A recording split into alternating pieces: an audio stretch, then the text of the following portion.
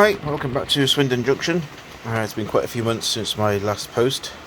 Apologies for that. We're now into January 2023. One of the projects I'm going to be getting on with is replacing some of the LED lights that I have. Typically these ones here. And finding that some of them are actually coming apart, and in some cases some of the actual bulbs have fried.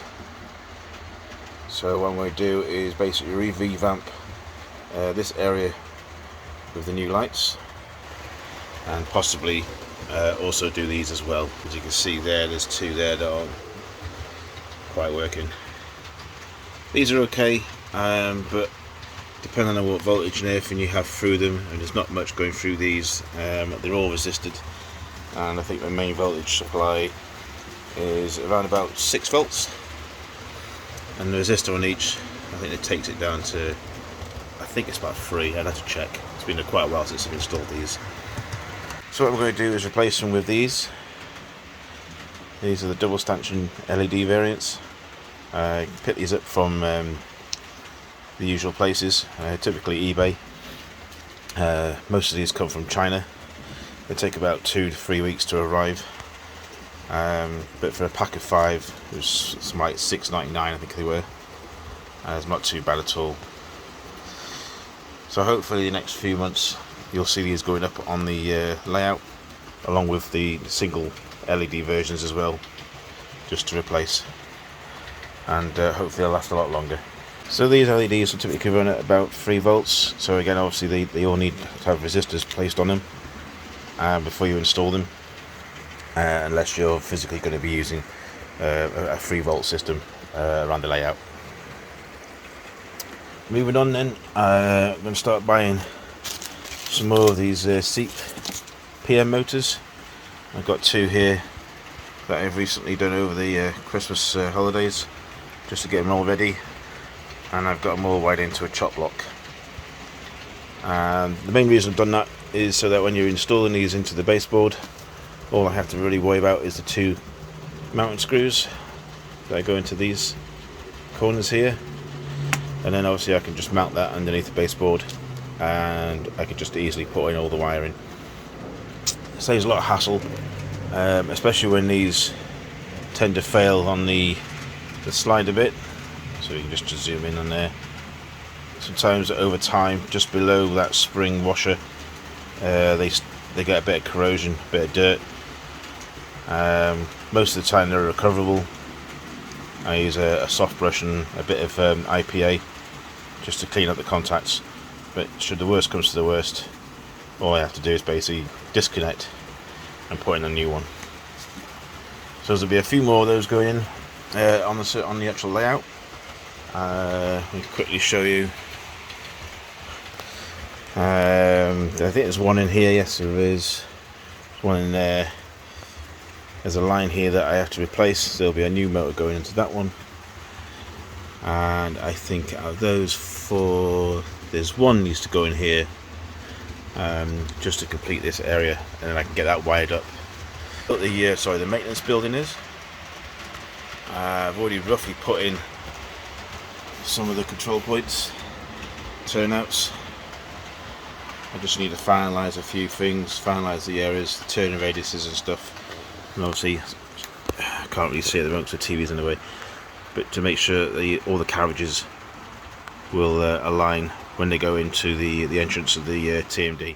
Further than that, our refueling depot. I'll just move this out of the way for a minute. Refueling area. First one, I've installed an LED light. Which looks quite good, and the aim is to get another one of these, build it and put it alongside here, and that'll give us a double refueling depot. Meter weight. Finally back from Hornby after over a year, where, I don't know if I can show you on here, let me see. Basically you had to send this away because that bolt there had sheared for its main housing, and the actual piece was still stuck inside. So I sent it back to Hornby for a warranty. I was expecting a relatively quick turnaround. However, after months and months of being on the phone,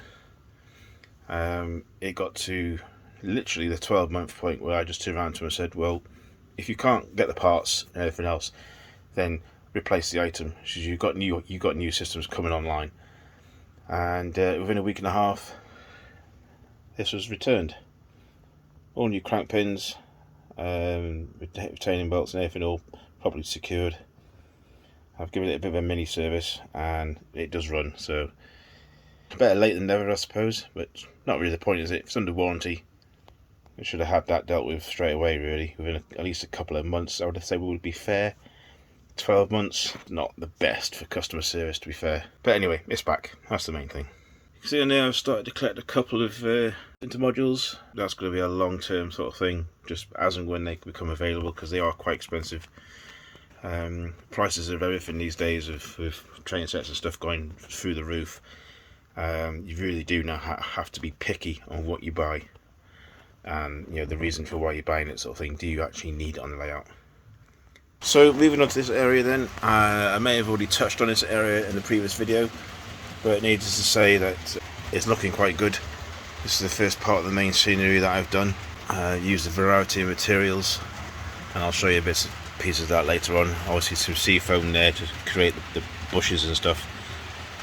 I think it's turned out okay. I even managed to put in an old pillbox there, just sort of try to signify at one time or other there used to be a pillbox overlooking the main lines, as you'd normally find in some sort of country aspects. Signal box that I purchased a while ago, probably a year ago now. That's being finally built and painted up. Got a little sign on there, and again we've also managed to, if I can get in there, just about see a faint light in there. Just a small LED, again attached to a resistor. I think it's a 1 ohm resistor, and it's tied into the same circuitry as this building. And obviously I've utilised an old switch so that when I operate it, it turns the lights off and back on again. Quite a good switch. The wires are really small and fiddly, but it turned out alright in the end. I managed to get that to actually work, so it's going to be a proper switch as opposed to the horrible little £1 one that I bought a couple of years ago. Canal area seems to be coming along quite good at the moment. We've made some progress, obviously the bridge and just underneath the stanchions and stuff. Got a small area just in there just to fill in.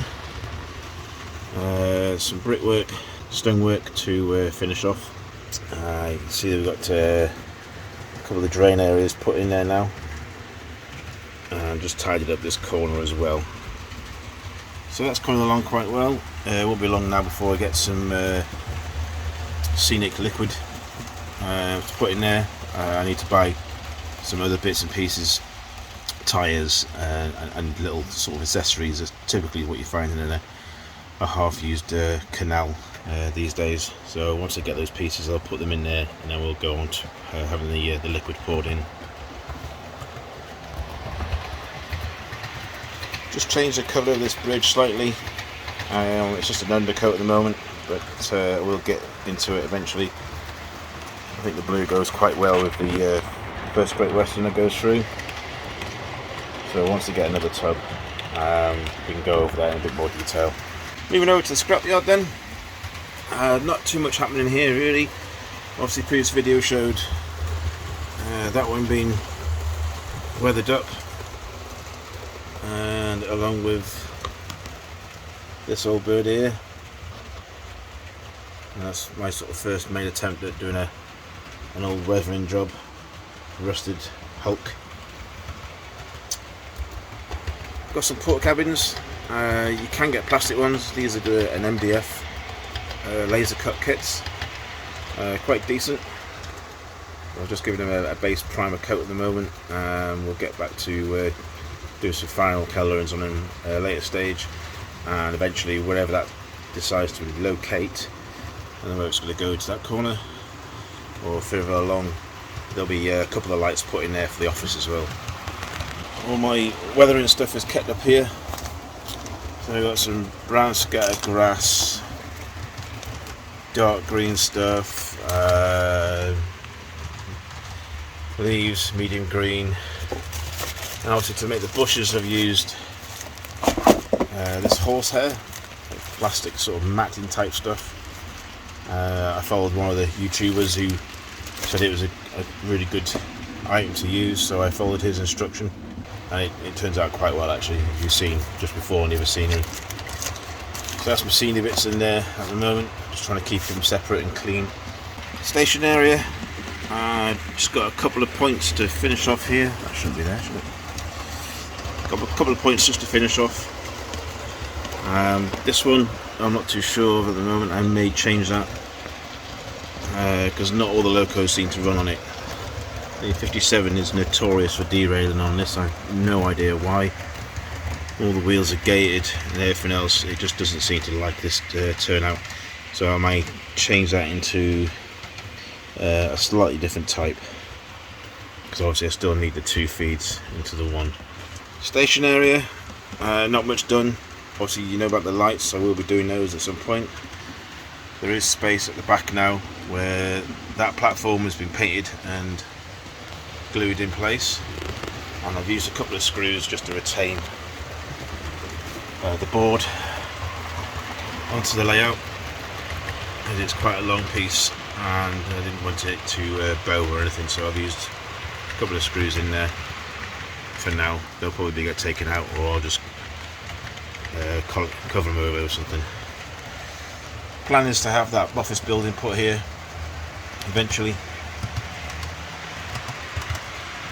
Obviously the original building, it's had a little bit of water damage occur, so I will need to redo this and try and get it sealed somehow. So I've got the paper already, just be a case of reattaching some new tiling paper and then maybe put like a thin laminate cover over it just to protect it.